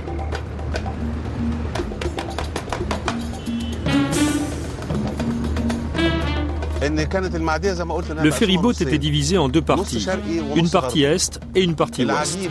Il n'y avait aucune inscription, aucune mention. Pourtant, de façon tout à fait normale, les Arabes montaient d'un côté et les étrangers de l'autre. Rien n'était inscrit, mais ça se passait comme ça. Il était très rare de voir un Égyptien en djellaba monter du côté des étrangers. Mustapha nous emmène dans une autre partie de la ville, un quartier de commerçants qui a profité pendant des années du boom économique de la zone franche. Dans les vitrines, des chaussures italiennes, des t-shirts indiens, des sacs asiatiques. Tous les week-ends, des Égyptiens viennent des quatre coins du pays acheter cette marchandise étrangère, 20 à 40% moins cher qu'ailleurs. J'aime bien le taquiner. Mustapha nous présente son ami d'enfance, Abdelaziz Charkaoui. Il a repris le magasin de ses parents, mais contrairement à Mustapha, ses affaires ne vont pas fort. La ville change et il n'y peut rien. Tous les passagers vont au Caire.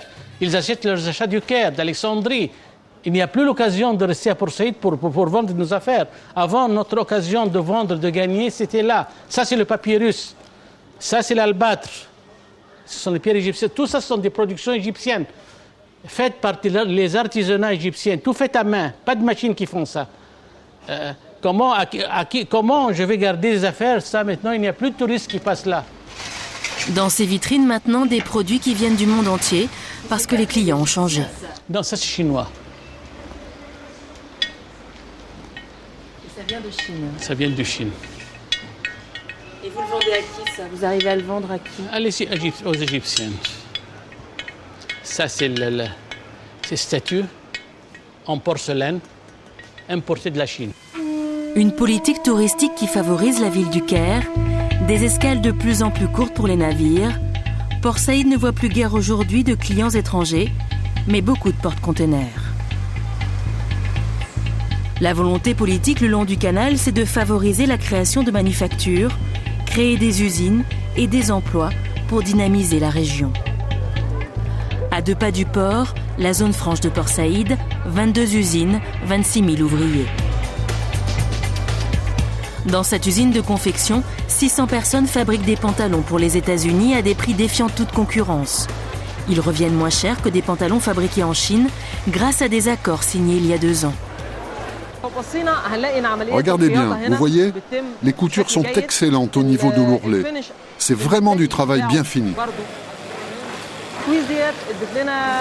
L'accord de Quiz nous permet à nous, les Égyptiens, d'acheter nos fournitures en Israël et de fabriquer en Égypte. Ensuite, nous avons le droit de commercialiser ces marchandises aux États-Unis sans payer leurs taxes d'importation.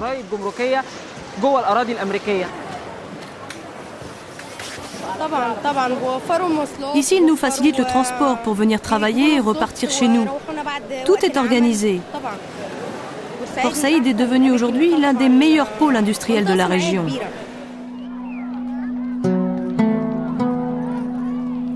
Une région pleine de promesses. L'Égypte est le 2e pays après Israël à recevoir l'aide économique des États-Unis. Tous les jours, des hommes et des femmes viennent de la campagne, grossir les rangs de cette ville qui ne cesse de s'étendre. Le canal est une richesse pour le gouvernement, mais aussi pour ses habitants.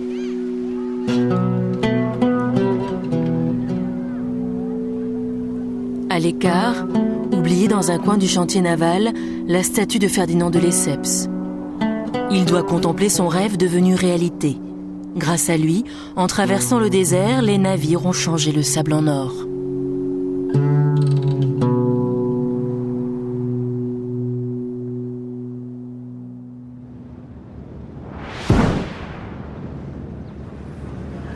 À Port Saïd, comme à Ismaïlia, l'empreinte de ceux qui ont façonné et géré ce canal est toujours bien visible. Ces ruelles ombragées sont bordées de maisons toutes semblables. Ce sont les logements de fonction des ouvriers de la Compagnie du Canal. En 1925, cette compagnie prospère décide de bâtir une cité résidentielle sur la rive est de Port Saïd. C'est Port Fouad, un faubourg tranquille, loin de la ville arabe, privilège de tous les employés du canal.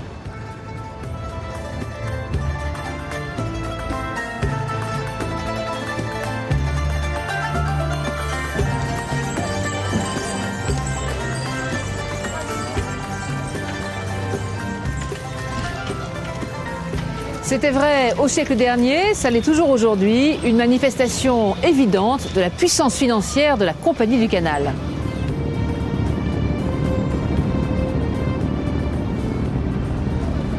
Au cœur de Port Saïd, c'est le balai incessant des ferries, puisqu'à Port Saïd, il n'y a pas de pont.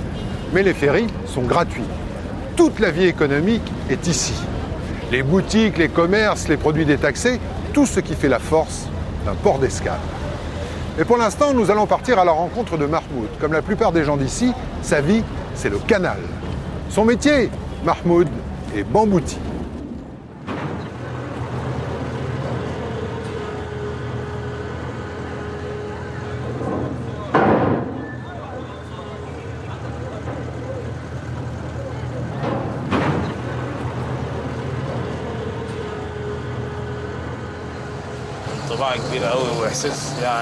Moi, je suis très fier de conduire ce bac, parce que chaque jour, je fais la traversée entre l'Afrique et l'Asie, et que c'est grâce à ce bateau que ces deux continents sont reliés. Et c'est ça qui me plaît dans ce métier, c'est de pouvoir, en quelques minutes, faire ce voyage entre l'Afrique et l'Asie. Gratuits pour les piétons, les bacs de Port Saïd font rarement le voyage à vide. Ils sont le seul moyen de relier les deux parties de la ville. Le prochain pont est à 50 km de là.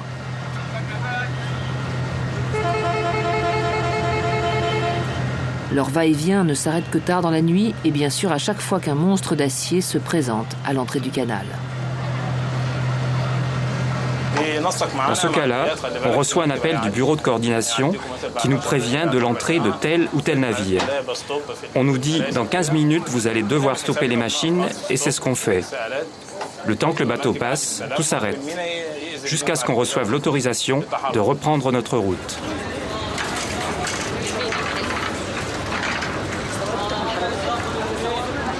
Mahmoud est un habitué des traversiers. Depuis qu'il est à la retraite, prendre le bac est pour lui l'occasion de rencontrer du monde, mais surtout de ne jamais trop s'éloigner de ce qu'il considère comme le cœur de Port Saïd. Le canal de Suez, c'est comme une veine dans notre corps. Le poisson ne peut pas survivre hors de l'eau. Eh bien nous, sans le canal, nous ne sommes plus rien. Notre vie dépend de lui. Notre gagne-pain dépend de lui. Et nous l'aimons pour cela. Et si tu regardes bien, tout le monde ici est groupé autour du canal. On vit tous ensemble autour de lui.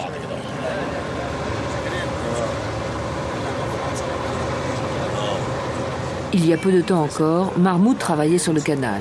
Il était bambouti, l'un des métiers les plus renommés de Port Saïd et qui a inspiré les paroles d'une chanson qu'il a écrite, histoire de ne rien oublier. أنا بورسعيدي ومنبوطي وببيع بضايع أسيوطي وبحب أهلي القبوطي أنا بورسعيدي ومنبوطي معايا الفلوكة والمقدف بحري قصير ولهوش خطف واعرف لغة أشكال والوان أنا بورسعيدي ومنبوطي Mais les bamboutis n'ont pas encore disparu de Port Saïd.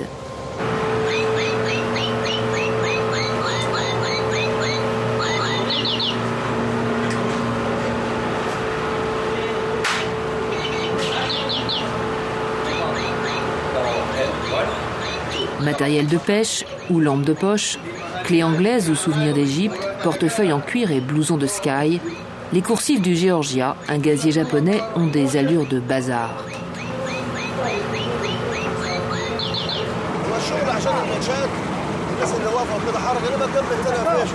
Le passage des navires par le canal de Suez se fait sans escale. Pas question pour l'équipage de mettre pied à terre. Alors depuis toujours, ce sont les bamboutis qui montent à bord pour tenter de vendre tout ce qui a une chance d'intéresser des marins en mal de shopping.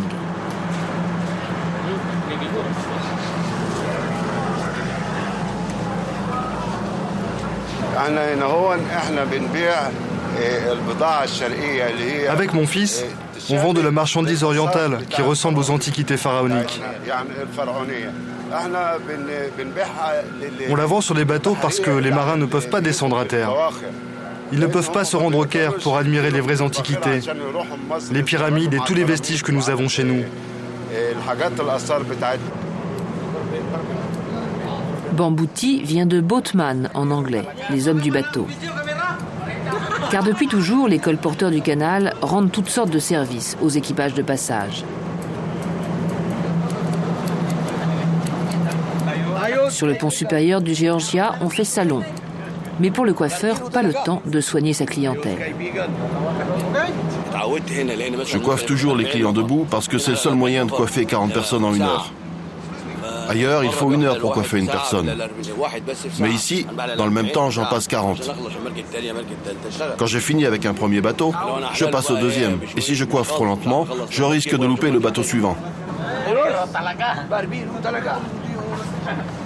Le barbier de Port Saïd est le dernier à exercer sur le canal. La plupart des bateaux ont leur coiffeur et le métier disparaît. Mais les temps sont durs pour tous les bamboutis. Depuis le 11 septembre 2001, Saïd et son père constatent que les affaires ne tournent plus tout à fait rond. Aujourd'hui, beaucoup de compagnies ont peur et préfèrent passer par ailleurs, sans emprunter le canal, faire le grand détour plutôt que de traverser le canal de Suez, et ça nous a enlevé beaucoup de clientèle. En plus, il y a des compagnies qui donnent des consignes pour interdire à leurs navires de laisser monter des étrangers à leur bord.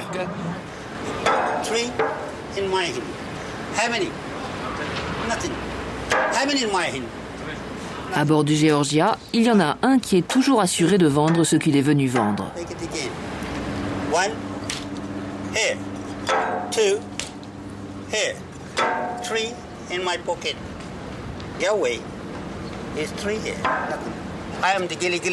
Je suis Monsieur Abracadabra. Monsieur Abracadabra est celui dont la vitesse des mains trompe vos yeux. Vous comprenez ? Mes mains sont plus rapides que vos yeux. Comme ça, par exemple. J'ai le 9 de carreau. Je fais ça. Comment j'ai fait ? Comment je l'ai fait disparaître ? Mes mains sont plus rapides que vos yeux. C'est la vitesse des mains qui trompe vos yeux.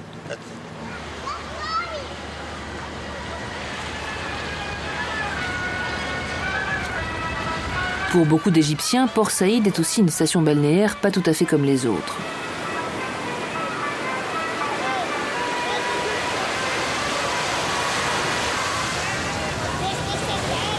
Loin des tracas et des embouteillages du Caire, on vient ici en famille, passer quelques jours de vacances au bord de la mer ou se baigner dans les eaux plus tranquilles du canal de Suez.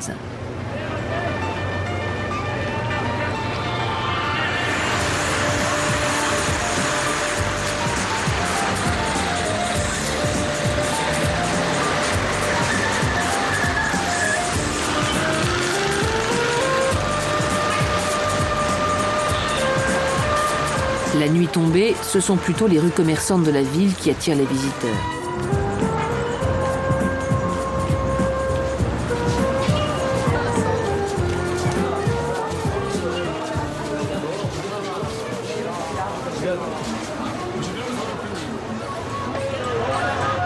Tous les jeudis soirs, veille de week-end, Tamboural envahit le café de l'Étoile sur la plage de Port Saïd.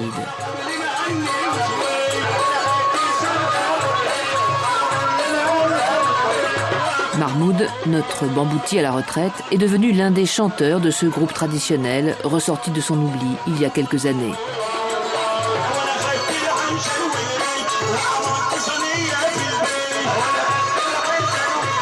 Tamboural, c'est la voix de Port Saïd et de son canal. Dans ses chansons, il n'est question que des navires qui le traversent, des petits métiers qui en vivent et de l'agitation qui l'anime.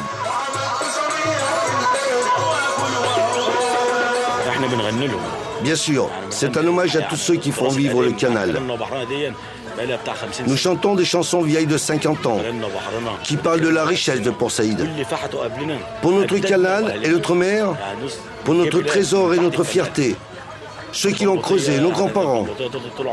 Nous chantons le creusement du canal, le passage des paquebots, les souvenirs que vendent les bamboutis, et toutes ces choses-là. Le succès de Tamboural a dépassé les frontières du pays. Au Canada, en Angleterre ou en France, le groupe est allé partout faire découvrir ses rythmes orientaux. Mais les chansons qu'il colporte à l'étranger racontent surtout la nostalgie d'une ville et de son canal qui ne sont plus ce qu'ils étaient. Avant, la zone franche et le canal étaient une source de profit pour les habitants de Port Saïd. Les bamboutis, les conducteurs de vedettes, les traducteurs et les commerçants, tout le monde vivait du canal de Suez. Maintenant, tout a changé, tout est endormi. C'est pour ça que j'ai cessé d'être bambouti, parce que tout avait tellement changé.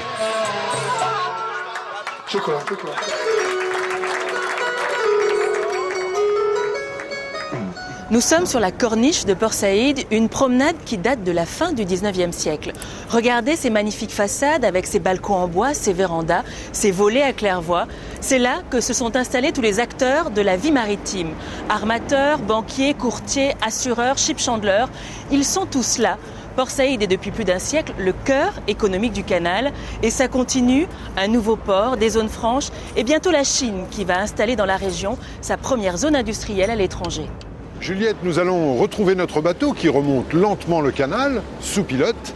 Il est à mi-chemin de son parcours dans la région des lacs et sur son trajet, une ville très importante pour le canal, Ismaïlia.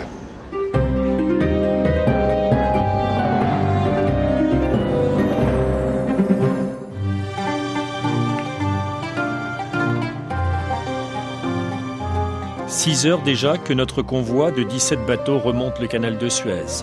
318.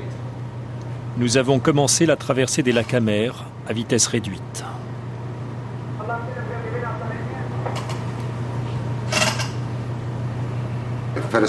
Le premier convoi arrive dans les lacs amers, jette l'ancre et attend l'arrivée du deuxième convoi. Le canal est à sens unique alterné. Il ne peut être à double sens car la taille des bateaux devient de plus en plus grande et il faut faire passer ces bateaux bien au milieu à cause de la pression de l'eau sur les rives.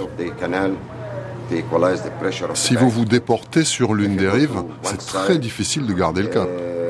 Le bateau peut avoir tendance à dériver d'un côté ou de l'autre.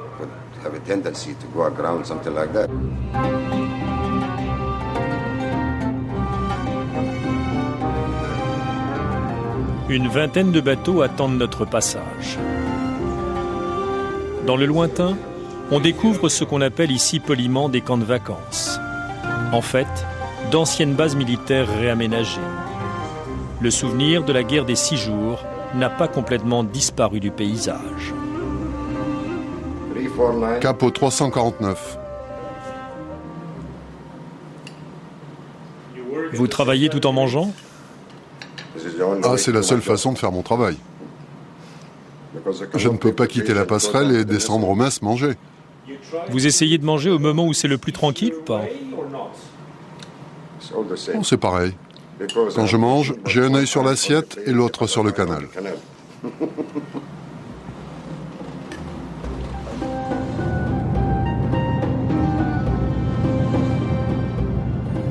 Nous approchons d'Ismaïlia, la ville où habitaient traditionnellement les ingénieurs du canal par le passé. C'est là que le président égyptien dispose de sa résidence d'été. On dit la ville agréable et coquette. On parle même du charme colonial qu'elle aurait su préserver. Ismaïlia doit sa création vers 1860 aux travaux de percement de l'isthme, mais reste encore aujourd'hui le centre de tous les services et le siège de l'administration du canal de Suez.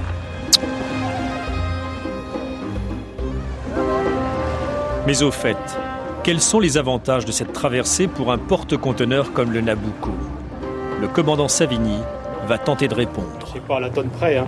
Mais bon, si on part de Singapour, on va sur Southampton, par le Cap, ça fait environ 11 600 milles. Si on passe par Suez, 8 150 milles. Il y a donc un différentiel de 3 500 milles en passant par le Suez. Donc ça correspond environ, pour un bateau de cette taille-là, avec cette vitesse à 25 nœuds 5, à 5 jours et demi d'économiser. Ça fait environ donc 225 000 $, d'économiser, plus le coût journalier, 5 jours et demi. Donc on tombe sur 445 000. Vous voyez, je n'ai pas pu faire mieux. C'est exactement ce qu'on Bref, paye, hein. Aucun bénéfice pur en utilisant ce raccourci. En revanche, nous allons gagner presque 6 jours. Et gagner du temps pour un armateur, c'est gagner beaucoup d'argent. Vous l'aviez compris. Voilà un beau pigeonnier. Voilà, les pigeonniers. Ouais. C'est un joli pigeonnier. Emblème la caractéristique des fermes du canal.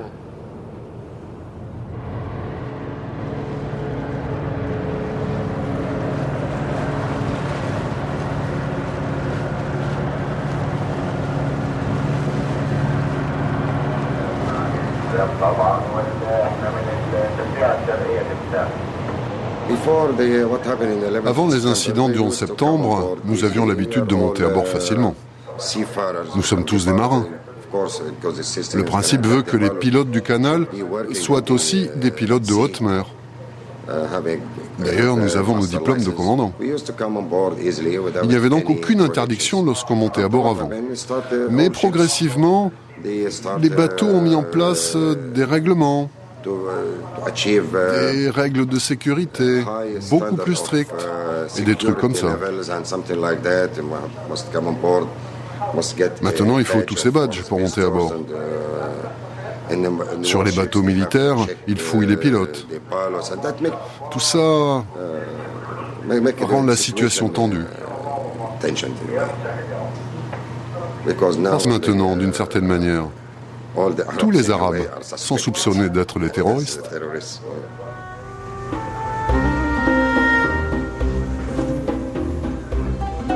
Longtemps, il n'y a eu que les petits bacs pour franchir le canal.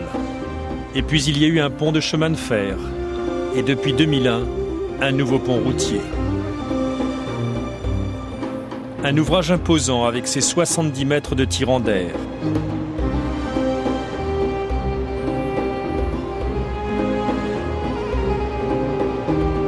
Sur la rive occidentale, des villes où s'entasse la population.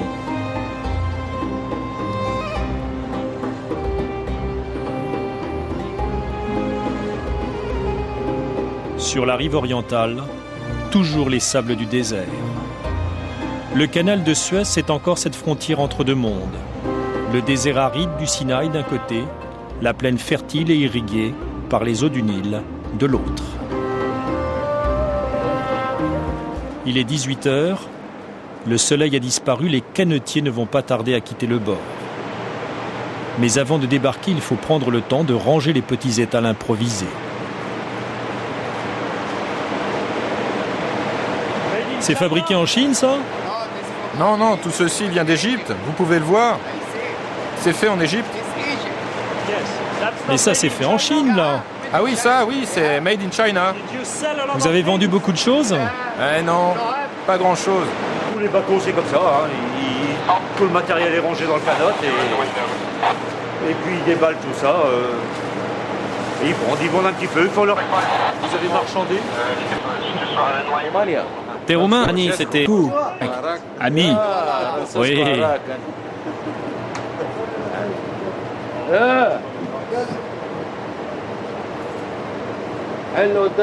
Allez, bonsoir. Bye bye. Vous parlez roumain? Moi? Un peu, je parle un peu de tout.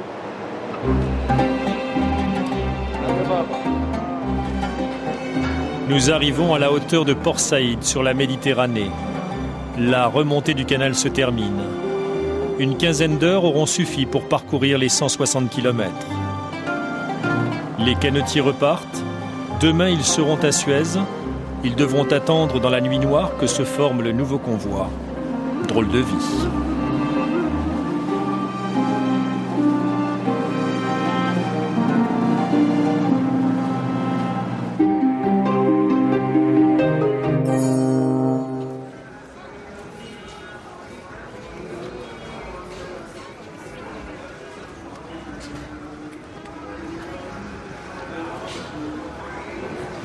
Même si les bateaux ne s'arrêtent plus, le commerce continue. Et le commerce, nous allons en parler beaucoup pendant la traversée de la Méditerranée. L'occasion pour nous de nous intéresser aux grandes routes maritimes et surtout à leurs conséquences, qu'elles soient humaines, financières ou environnementales. Le Nabucco continue sa remontée vers l'Europe. Vous le retrouverez aux portes de l'île de Malte, devant les remparts majestueux de la Valette.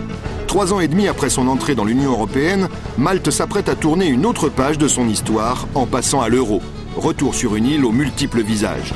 Vous plongerez ensuite dans les eaux de la Méditerranée. Elle se réchauffe et c'est toute la faune et la flore qui se modifient entre Israël, Turquie et Italie, en quête sur un phénomène inquiétant. À Istanbul, vous visiterez une vaste usine où l'on assemble des voitures qui sont venues par bateau de Corée du Sud, mais en pièces détachées. Enfin, vous suivrez les pérégrinations de millions de poulets qui, d'un océan à l'autre, inondent la planète. Mondialisation oblige. Voilà, nous allons quitter l'Égypte et le canal de Suez, mais le tour du monde de Thalassa continue sur france3.fr. Vous pouvez consulter le projet pédagogique préparé par l'Éducation nationale ou alors vous amuser un peu en pilotant vous-même votre propre porte-container. Toute l'équipe Thalassa vous remercie de votre fidélité. À bientôt et bon vent!